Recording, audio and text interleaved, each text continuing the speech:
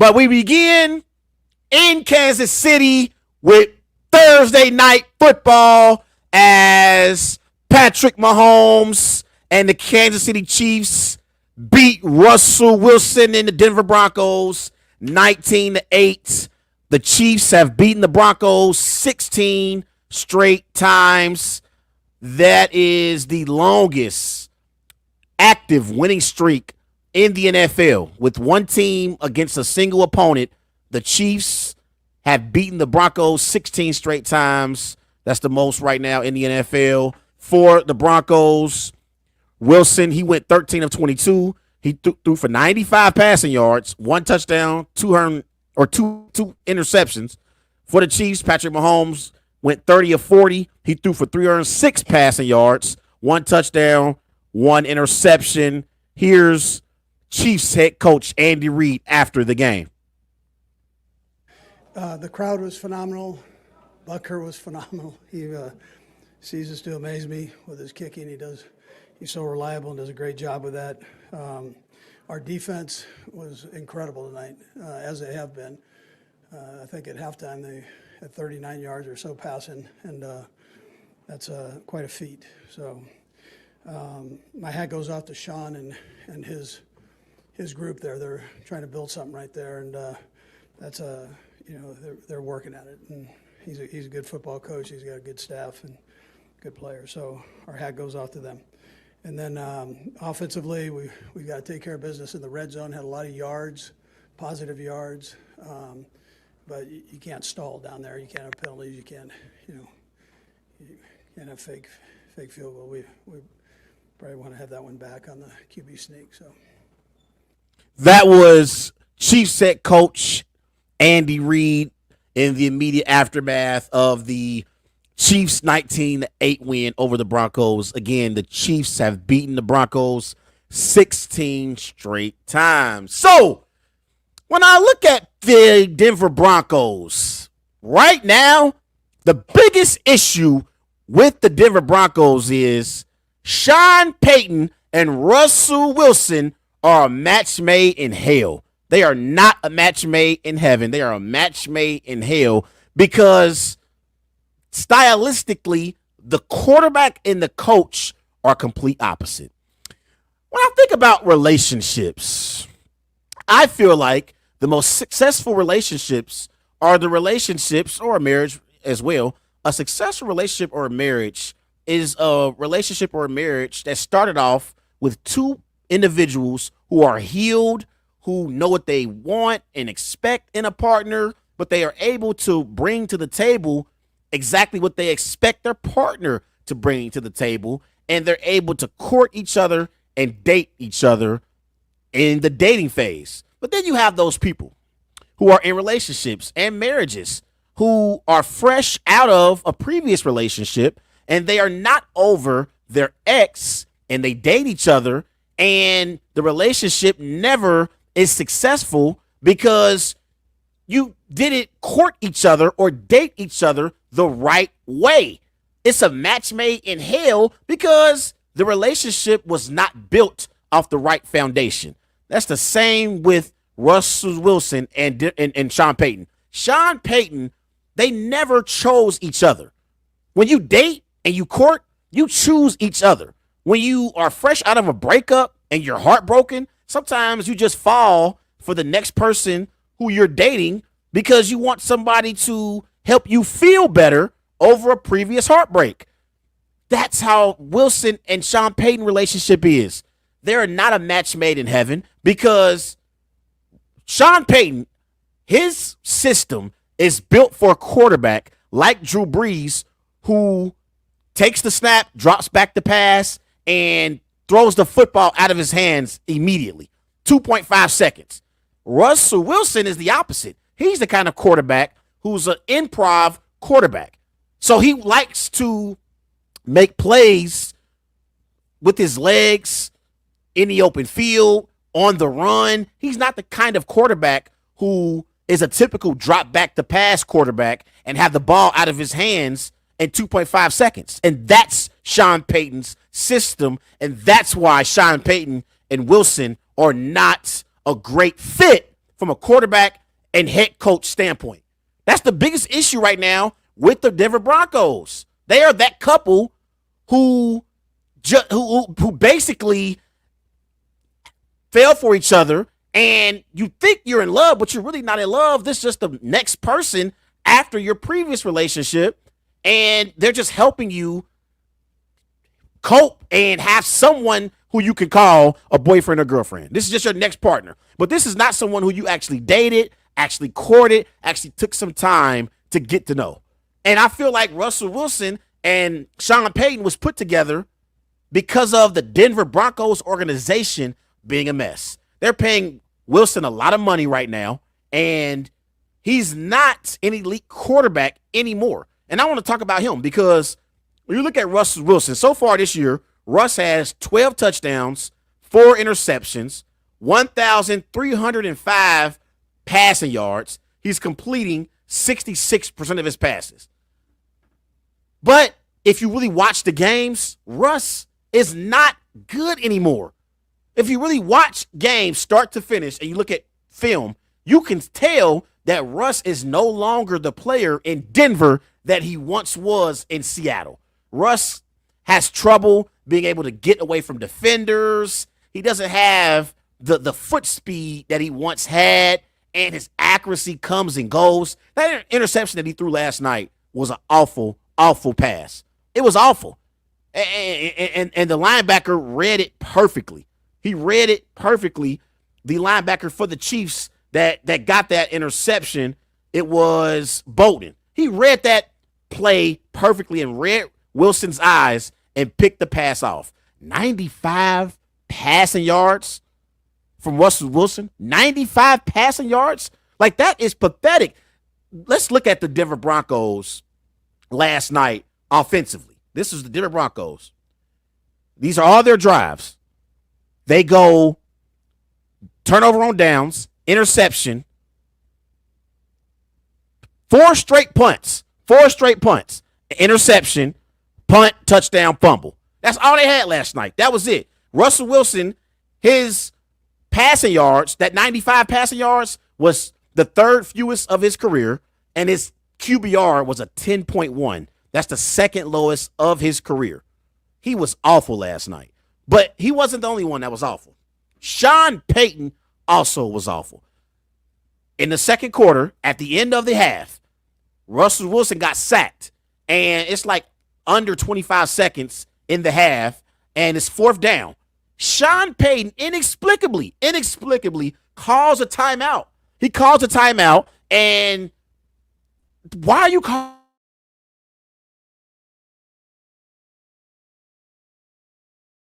What are you doing? Like, get into field goal range to kick a field goal before the half. Why the hell is Sean Payton calling a timeout with under 25 seconds and his team is already down 10 points? What are you doing, Sean? That was a horrible decision by Sean Payton. He said it in the post-game press conference about how he made a mistake. Why are you calling a timeout? That's giving Mahomes and the Chiefs offense more time to get into field goal range and kick a field goal before halftime. That was a horrible decision by Sean Payton. And you look at this Denver Broncos football team. This season, the Broncos, this is defensively, opponents are averaging 36 points per game. That's ranked dead last in the NFL against the Broncos defense. Opponents are averaging 451 total yards per game. That's ranked dead last in the NFL. Opponents going up against the Broncos defense, they're averaging 7.0 yards per play. That's ranked dead last in the NFL. They are also averaging 188 rushing yards per game. That's ranked dead last in the NFL. And opponents' passer rating against the Broncos defensively is 124.6. That also is ranked dead last in the NFL. Defensive coordinator Vance Joseph, he deserves some of this blame as well, but this is on Sean Payton. The 2023 Denver Broncos are worse than the 2022 Denver Broncos. And remember in the offseason, Sean Payton had all of these things to say about Nathaniel Hackett. He talked about how this is the worst coaching job in NFL history and basically blamed Nathaniel Hackett for the Broncos' struggles last season. And he gave us the impression that he was going to be the right coach to fix Russell Wilson. And it has been a pathetic coaching job by Sean Payton in these first 6 weeks. It is bad right now in Denver. If you are a Denver Broncos fan, it is awful. The only reason why the Denver Broncos got one win this season is because they went up against a Chicago Bears football team that, from an organization standpoint, is worse than them.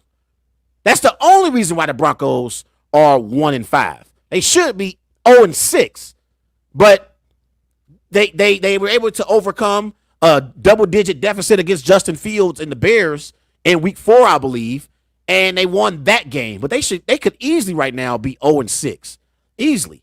And so it is a mess right now with the Denver Broncos. And now you got to start wondering, should they sell at the trading deadline? Because at 1-5, you're not making the playoffs in the AFC. The Denver Broncos season is officially over. And so you got players on their roster who I actually think can play, but they also have underachieved. Cortland Sutton, he had a touchdown reception last night, but he hasn't been very good. Jerry Jeudy, we heard about Steve Smith calling him out, and I agree with Steve Smith, but Jerry Jeudy has not lived up to expectations since he's been in the NFL either.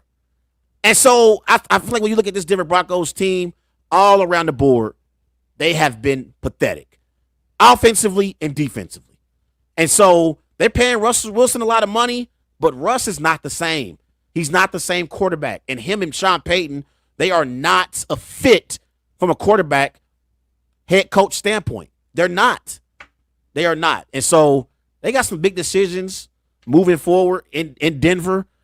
And, I mean, I'm looking at the Denver Broncos, and at some point, the Broncos, they may turn to Jarrett Stidham. Jarrett Stidham, at some point, may start getting some snaps once the Broncos are out of the playoff hunt and they realize that their season is over. Because they got the Packers in Week 7. That's a winnable game. My Packers have not been playing well, but that's a winnable game for the Broncos. But then in Week 8, they got the Chiefs again in Denver. They're losing that game. They're losing that game. And then I look at the rest of their schedule, the rest of the year. They got the Chiefs in Week 8. Week 9, they have a bye. Week 10, they got the Bills. Week 11, they'll beat the Vikings. Maybe. I don't know. The Vikings have been awful so far this year as well. Week 12, they're home against the Browns. That could be a potential loss. And then Week 13 against the Texans, C.J. Stroud. C.J. Stroud's balling.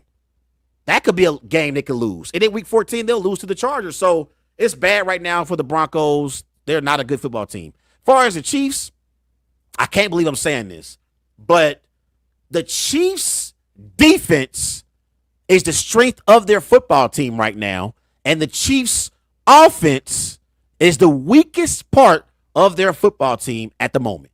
Now, I expect Patrick Mahomes to have that offense rolling by the time we get to the playoffs, but right now, the Chiefs' defense has been elite in these first 6 games.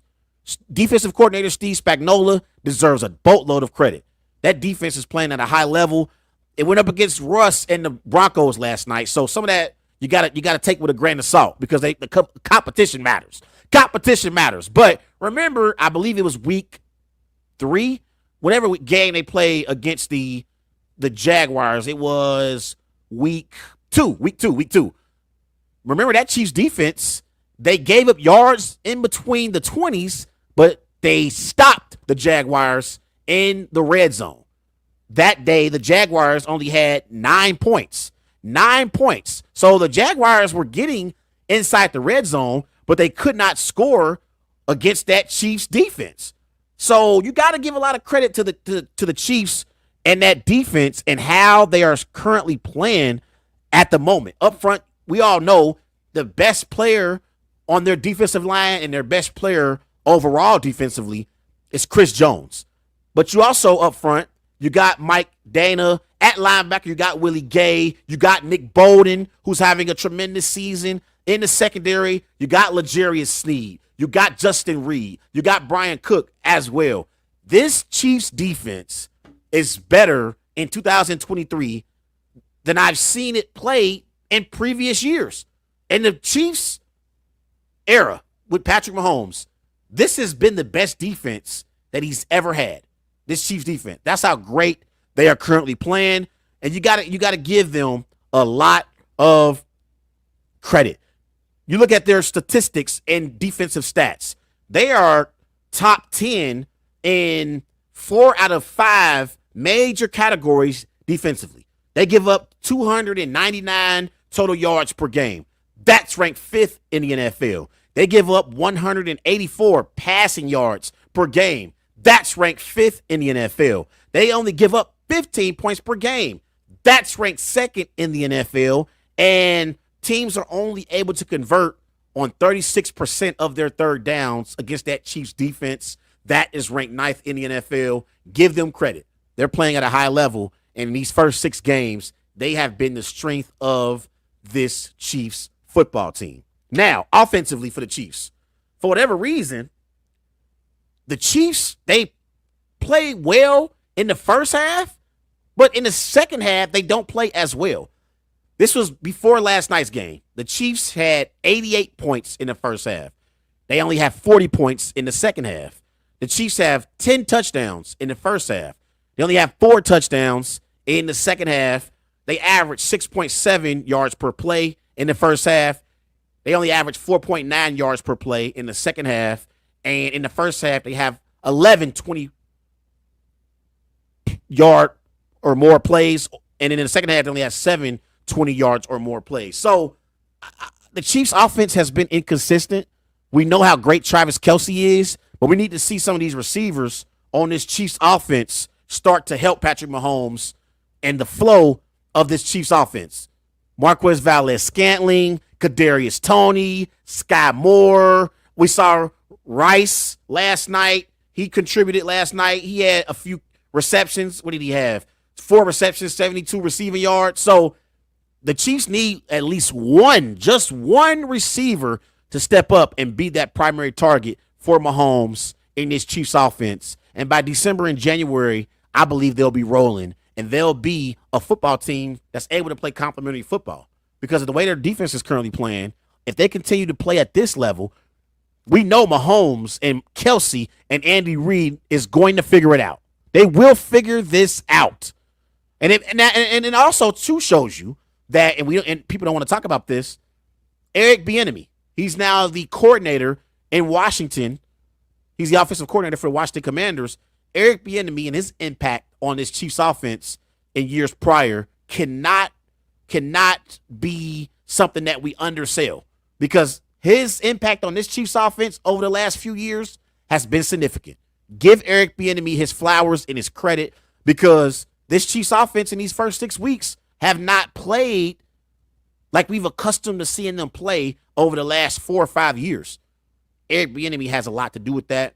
But again, I expect Andy Reid, Patrick Mahomes, and Travis Kelce to figure things out the closer we get to December and January.